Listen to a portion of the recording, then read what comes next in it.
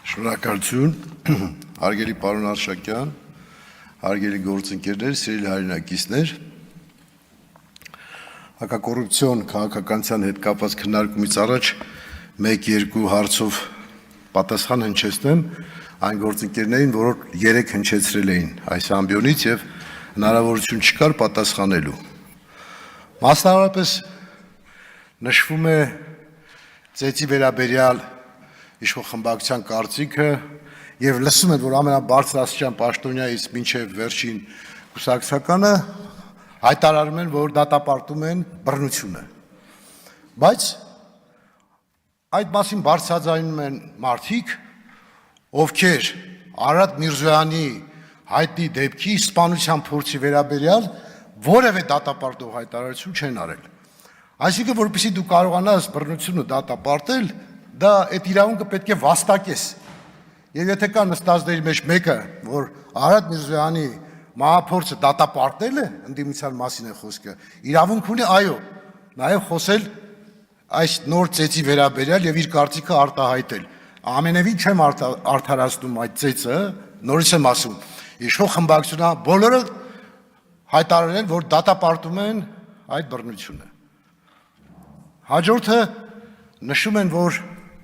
Աղեկյանի մայրիկի ներկայությամբ Աղեկյանին ձերբակալել են։ Մոռանալով դրանից առաջ, ընդամենը 1-2 օր առաջ, պատգամավոր Վահագն Ալեքսանյանի մայրիկի նկատմամբ ձևավորած վերաբերմունքը։ Երբ որ դուք այդ ժամանակ պատշաճ քննադատեիք, բոլորդ կմեղադրեիք այդ տականքներին, որոնք կարող են 70-ամյա մեր մայրիկին ցավ պատճառել, որդուն իր ներկայությամբ անվանելով տարբեր մակդիրներով, այ իրավունք կվաստակեք հաջորդ քայլը անելու, կամ հայտարարում են, որ 1 տոննա կոկայինի գործը ինչ եղավ։ Ես ուզում եմ հասկանալ, այդ հայտարարության հեղինակ, հարցի հեղինակը խնդիր ունի կոկային բերողի հետ, ներկրողի հետ, որ ընդդիմության դաշտում մրցակցում են իրար հետ, թե ով մյուսին ավելի կմեղադրի, թե մեր հետ հարցնում են, թե ինչի չի բացահայտվել, որ դա բացահայտվելու է, բոլորը գիտեն, որ բացահայտվելու է եւ բացահայտման ընթացքում է եւ առանձնապես իմ կարծիքով բացահայտման շատ լուրջ դժվարություններ էլ չկան, չեն էլ եղել։ Այսինքն դրանից առաջ տասնյակ տարիներով նույն Մաքսայինի պետ Արմեն Ավետիսյանը զբաղվելով կոռուպցիայով, հարց տարելով Հայաստանի Հանրապետության քաղաքացիներին, զբաղվելով ռեկետով 2000-2001 թվականին հարյուրավոր գործարարների կանչելով ազգային անվտանգության նկուղ պարտադրելով, որ գումարներ տրամադրեն եւ այդ մարդը եւ այդ մասին այդ գործողությունները չքննադատող մեկը, չդատապարտող մեկը, ասում է Մաքսայինի պետը ինչպես է թույլ տվել, որ այսքան կոկային անցնի մաքսակետով։ Ծիծաղելի է, առնվազն իմ գործընկերը պատասխանեց, որ Հայաստանի Հանրապետության տարածք նույնիսկ չէր ներմուծվել, հետևաբար հարցնել է անիմաստ։ Հիմա վերադառնանք հակակոռուպցիոն գործընթացին։ Ես հայտարարեցի, որ բոլոր կոռուպցիոն հանցագործությունները, որոնք կատարվել են նախկինում, պետք է չունենան վաղեմության ժամկետ։ Եվ բնական է, որ ներկայի մասին ընդհանրապես խոսք չկա, որ պետք է կանխարգելել։ Ես նշեցի, պարոն Նահապետյան, որ կոռուպցիայի համար առաջին խնդիր հակակոռուպցիոն կոմիտեի համար 1 գործառույթը կանխարգելելն է կոռուպցիան, եւ այստեղ անելիքները շատ կան, ես հարցը ձևակերպեցի եւ պատասխանը ինձ չի բավարարում, որովհետեւ ես գտնում եմ, որ օրինակ թե եթե մի համայնքում աշխատանքների կատարելու այդ կոռուպցիոն ռիսկեր են տեսել, պետք է այդ համայնքի ղեկավարի հետ աշխատանք տանել։ Պետք է այդ համայնքի ղեկավարին հրավիրել եւ հասկանալ, օրինակ, ինչու պատշաճ չեն վերահսկվել շինարարության ընթացքը։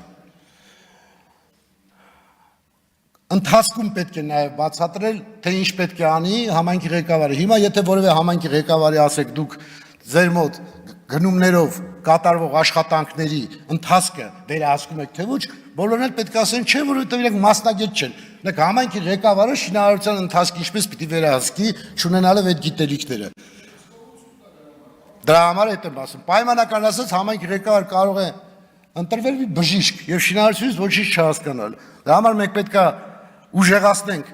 տեղ հսկողի ինստիտուտը այնքան, որ նա պատասխանատվություն կրի որակի համար եւ համայնքի ղեկավարին չկարողանանք ներգրավել որպես կոռուպցիոն գործարքի։ Այսինքն այստեղ մենք պետք է աշխատենք ինստիտուցիոնալ լուծում տալ։ Իսկ թույլ չտալ, որ համայնքի ղեկավարները մտնեն մի դաշտ, որտեղ իրանք անելիք չունեն։ Ցանկացած գնում, ցանկացած շինարարություն, ցանկացած հիվանդանոցի սարքավորում, այդ ամբողջը ուղեկցվում են համապատասխան մասնագիտական կառույցների փորձաքննությամբ։ Եվ այդտեղ է որ նաև փորձագետների ինստիտուտի խնդիրը մենք ունենք, որովհետև հասկանալի չի, թե փորձագիտական ընկերությունները ինչով են զբաղվում, երբ որ գործը ամբողջովին արդեն պետք է դատարան ուղարկվի, դեռ փորձագիտական եզրակացություն չկա գործին գծված, որպեսզի ցանկացած մեկը հասկանա, որ ամեն ինչ ճիշտ է արված։ Եվ նաև այդ փորձագետները, որոնք կան, չունեն բավարար գիտելիքներ եւ նաև չունեն բավարար գործիքներ այդ փորձաքննությունները պատշաճ մակարդակի իրականացնելու համար։ Այստեղ նույնպես շատ անելիքներ կան, ոչ միայն դա վերաբերում է հակակոռուպցիոն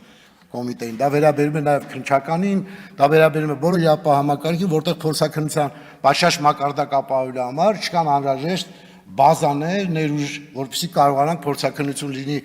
անհրաժեշտ եւ վստահ լինի ցանկացած մեկը, որ այս փորձաքննության արդյունքում ինքը ճիշտ որոշում ստացավ եւ դա հիմքում դրվի դատական process-ների ընթացքի հետ կապված։ Այստեղ կարևորում եմ նաեւ, որ դուք նշեցիք, որ 4500 քրեական գործ է հարուցվել ստեղծման օրվանից առ այսօր եւ